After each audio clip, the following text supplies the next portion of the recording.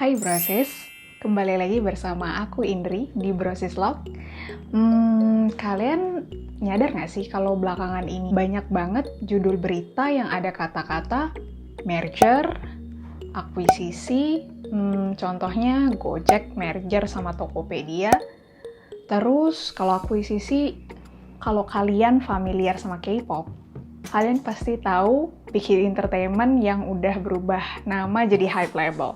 Nah, mereka itu belakangan ini rajin banget mengakuisisi perusahaan-perusahaan entertainment lainnya.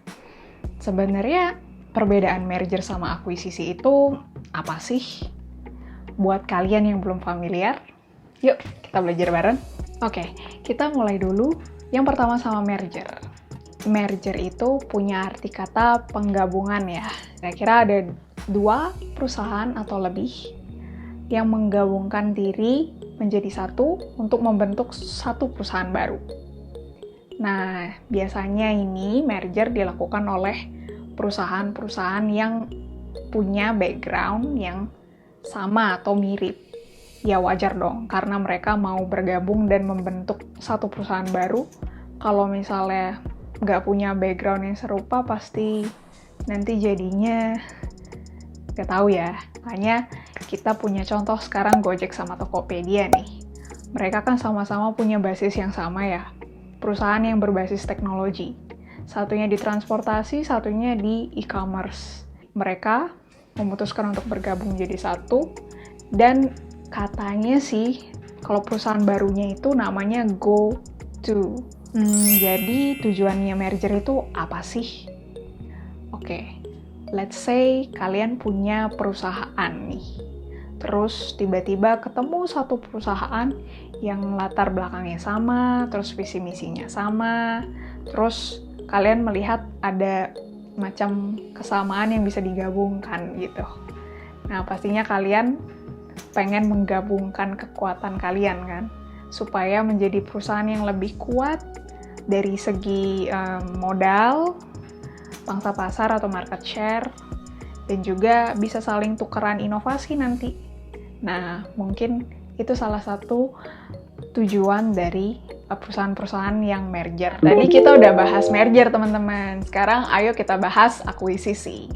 Akuisisi itu berasal dari kata bahasa Inggris, yaitu acquire. Acquire punya arti untuk membeli atau untuk mendapatkan. Nah, jadi teman-teman bisa langsung bayangin nih, kalau misalnya ada satu perusahaan mengakuisisi perusahaan lain, itu berarti ada satu perusahaan yang skalanya lebih besar, dalam artian dia punya pendapatan yang lebih tinggi, kemudian modalnya lebih tinggi, lalu pangsa pasarnya atau market share-nya lebih besar, dan juga mungkin punya teknologi dan inovasi yang udah lebih maju dibandingkan dengan perusahaan lain yang skalanya lebih kecil yang mau diakuisisi ini.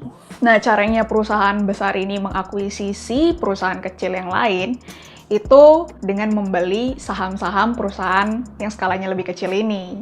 Karena balik lagi tadi artinya untuk mengambil alih ya. Caranya mengambil alih otomatis dengan beli saham-saham atau kepemilikan perusahaan yang skalanya lebih kecil ini. Sekarang, apa sih tujuannya perusahaan yang lebih besar ini mengakuisisi perusahaan yang skalanya lebih kecil? Kita balik lagi ke contoh yang kita punya, yaitu Hype Label atau Big Hit Entertainment. Berita yang paling baru, mereka mengakuisisi Ithaca Holdings miliknya Scooter Braun. Scooter Braun ini terkenalnya karena jadi manajernya Justin Bieber ya, teman-teman.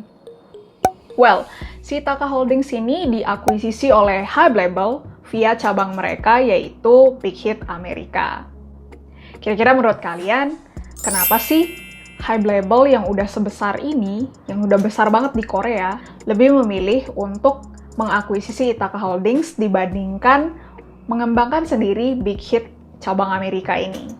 Ini bisa jadi salah satu growth strategy-nya Hype Label buat si Big Hit Amerika ini ya. Dengan besarnya K-pop di pasar musik western seperti sekarang, dan Hype Label yang juga udah besar banget di Korea, pastinya Hype Label pengen jadi pionir gitu. Pengen hadir juga di persaingan pasar musik western.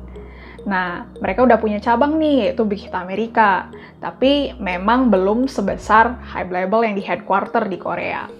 Ketimbang mereka harus ngeluarin ekstra tenaga, waktu, pikiran, cost juga, dibandingkan mereka melakukan semua itu sendiri, mereka lebih memilih untuk mengakuisisi Ithaca Holdings yang udah lebih berpengalaman di pasar musik western. Jadi kelihatan ya tujuannya teman-teman. Tujuan-tujuan akuisisi yang lain bisa aja untuk mengurangi persaingan. Kalau misalnya perusahaan yang lebih besar ini mengakuisisi perusahaan yang lebih kecil, mereka at least mengurangi satu saingan dong. Selain perusahaan yang lebih besar diuntungkan juga dari akuisisi, otomatis perusahaan yang lebih kecil juga dapat impact-nya. Mereka bisa ngerasain teknologi atau inovasi yang udah dibuat nih sama perusahaan yang lebih besar. Misalnya di sini, Ithaca Holdings juga nanti pasti bisa merasakan teknologi yang udah di-develop sama si Hype Label. Jadi simbiosis mutualisme sih kalau adanya partnership seperti ini. Jadi kita udah belajar dua istilah yaitu merger dan akuisisi lewat case-case kecil yang ada di sekitar kita. Semoga bisa membuat kalian lebih paham tentang merger dan akuisisi ya. Quick review. Kita review sedikit bareng-bareng. Merger itu artinya penggabungan. Ada perusahaan A dan perusahaan B bergabung untuk membentuk perusahaan C. A dan B melebur menghasilkan C. Itu penggabungan. Kalau akuisisi itu membeli atau mengambil alih. Caranya si perusahaan yang lebih besar membeli saham-saham perusahaan yang lebih kecil. That's a wrap. Thank you brosis sudah nonton videonya, semoga berguna dan kalian suka. Jangan lupa di-share videonya ke teman-teman kalian supaya kita bisa belajar bareng. See you on the next video. Bye-bye!